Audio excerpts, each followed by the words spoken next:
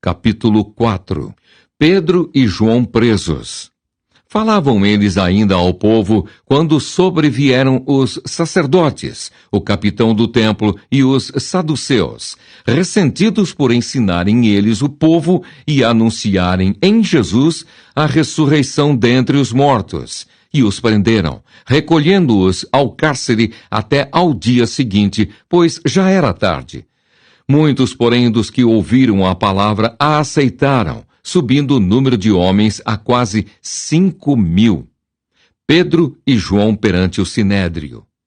No dia seguinte, reuniram-se em Jerusalém as autoridades, os anciãos e os escribas, com o sumo sacerdote Anás, Caifás, João, Alexandre e todos os que eram da linhagem do sumo sacerdote.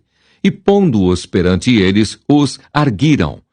Com que poder, ou em nome de quem fizestes isto?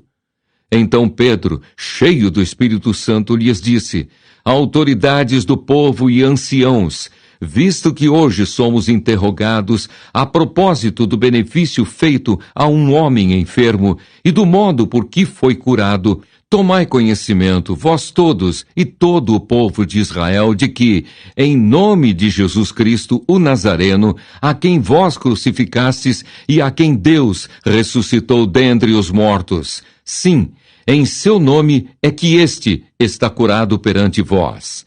Este Jesus é pedra rejeitada por vós, os construtores, a qual se tornou a pedra angular. E não há salvação em nenhum outro, porque abaixo do céu não existe nenhum outro nome dado entre os homens, pelo qual importa que sejamos salvos. Ao verem a intrepidez de Pedro e João, sabendo que eram homens iletrados e incultos, admiraram-se e reconheceram que haviam eles estado com Jesus. Vendo com eles o homem que fora curado, nada tinham que dizer em contrário. E mandando-os sair do sinédrio, consultavam entre si, dizendo: que faremos com estes homens? Pois, na verdade, é manifesto a todos os habitantes de Jerusalém que um sinal notório foi feito por eles, e não o podemos negar. Mas, para que não haja maior divulgação entre o povo, ameacemo-los para não mais falarem neste nome a quem quer que seja. Chamando-os, ordenaram-lhes que absolutamente não falassem, nem ensinassem em o nome de Jesus. Mas Pedro e João lhes responderam: julgai se é justo diante de Deus ouvir-vos antes a vós outros do que a Deus. Pois nós não podemos deixar de falar das coisas que vimos e ouvimos. Depois, ameaçando-os mais ainda, os soltaram, não tendo achado como os castigar por causa do povo, porque todos glorificavam a Deus pelo que acontecera. Ora, tinha mais de 40 anos aquele em quem se operara essa cura milagrosa. A igreja em oração. Uma vez soltos, procuraram os irmãos que lhes contaram quantas coisas lhes haviam dito os principais sacerdotes e os anciãos. Ouvindo isto, unânimes, levantaram a voz a Deus e disseram: Tu, soberano Senhor, que fizeste o céu, a terra, o mar e tudo o que neles há, que disseste por intermédio do Espírito Santo, por boca de Davi, nosso pai, teu servo, porque se enfureceram os gentios, e os povos imaginaram coisas vãs. Levantaram-se os reis da terra, e as autoridades ajuntaram-se a uma contra o Senhor e contra o seu ungido, porque verdadeiramente se ajuntaram nesta cidade contra o teu santo servo Jesus, ao qual ungiste, Herodes e Pôncio Pilatos, com gentios e gente de Israel, para fazerem tudo o que a tua mão e o teu propósito predeterminaram.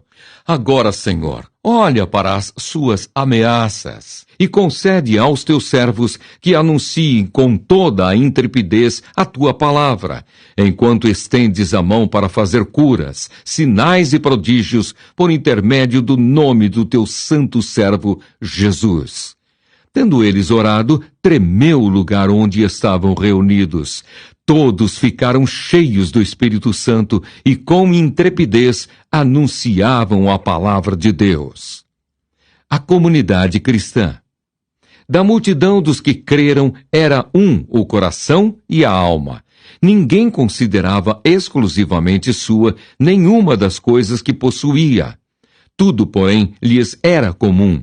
Com grande poder, os apóstolos davam testemunho da ressurreição do Senhor Jesus, e em todos eles havia abundante graça, pois nenhum necessitado havia entre eles, porquanto os que possuíam terras ou casas, vendendo-as, traziam os valores correspondentes e depositavam aos pés dos apóstolos. Então se distribuía a qualquer um à medida que alguém tinha necessidade.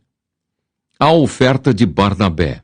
José, a quem os apóstolos deram o sobrenome de Barnabé, que quer dizer filho de exortação, levita, natural de Chipre, como tivesse um campo, vendendo-o, trouxe o preço e o depositou aos pés dos apóstolos.